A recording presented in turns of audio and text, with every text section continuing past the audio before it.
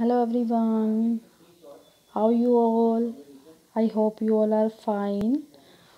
Today I will discuss about the new chapter number 1. Book name is the Indian Economy, chapter name is the EV of Independence.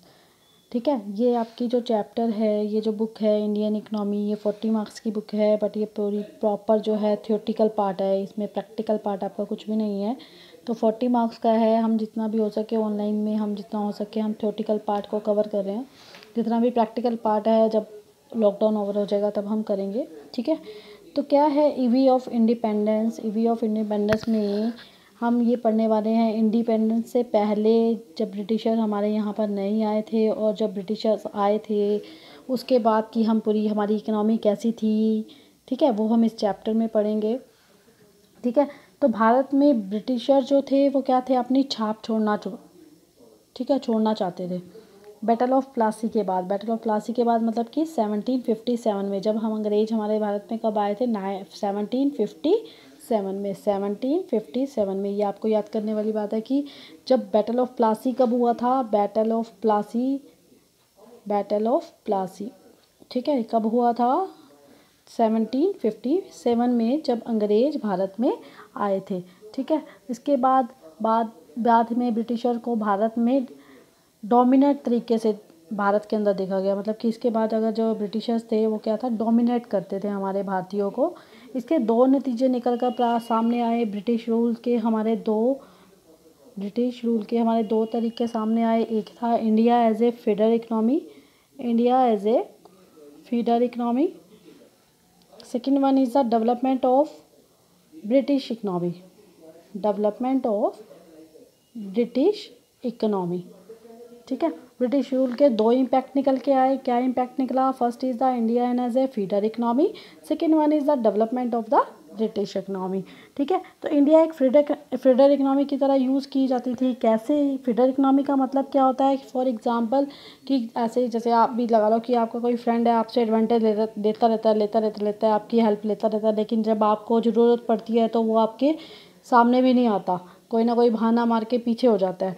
तो वो ये सोच लो कि वो आपको एक फीडर इकनॉमी की तरह यूज़ कर रहा है। ठीक है, तो बच के रहना, थोड़ा सा बच के रहना, अरे बाबा बच के रहना। ठीक है, तो इंडिया एक फीडर इकनॉमी थी। मतलब कि इंडिया में जो ब्रिटिशर्स थे वो क्या करते थे कि इंडिया को यूज़ करते गए, उसकी यूज़ करते गए, लेकिन जब इंडिया को ज़रूरत पड़ी तो उन्होंने उसकी कोई हेल्प नहीं की। तो India as a feeder economy. तो फीडर इकनॉमी का मतलब यह है कि अपना सब कुछ छोड़कर अपने सामने वाले के लिए काम करना। यहाँ से रॉ मटेरियल डालना, और यहाँ पर मतलब कि यहाँ से रॉ मटेरियल लेना और यहाँ पर डाल देना। तो ये था अल्टीमेटली किसी दूसरी इकनॉमी के लिए, मतलब अपनी इकनॉमी को छोड़कर दूसरी इकनॉमी की हेल्प करना। That is called the India is a feeder economy. ठीक है, second point is the development of the British economy. Development of the British economy का नाम मतलब भारत तो खोखला होता। भारत मतलब कि सारी जो थी यहाँ की, जो जितने भी रॉ मटेरियल था वो यहाँ पर जा रहा था। तो क्या हो रहा था, भारत क्या हो रहा था, खोखला हो रहा था, और दूसरी तरफ ब्रिटिश इकनॉमी का डेवलपमेंट होता जा रहा था।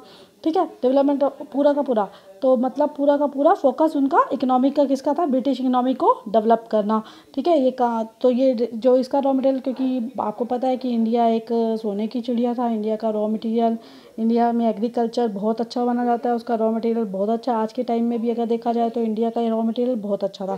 ठीक है, डेवलप जिससे क्या हुआ, इंडिया जो है एक फीडर इकनॉमी, जो ब्रिटिशर्स थे वो इंडिया को एज ए फीडर इकनॉमी, मतलब कि उसकी मदद करने की बजाय, मतलब कि उसकी हेल्प लेते रहते थे। उसके बाद अपने सारी डेवलपमेंट किसकी हो रही थी, ब्रिटिश इकनॉमी की हो रही थी। पूरे रिसोर्सेज यहाँ से जा रहे थे, कहाँ जा रहे थे, ब्रिटिश इकनॉमी के अंदर, ताकि भारत की इकनॉमी कभी डेवलप ना हो सके और ब्रिटिश को 100% फ़ायदा हो।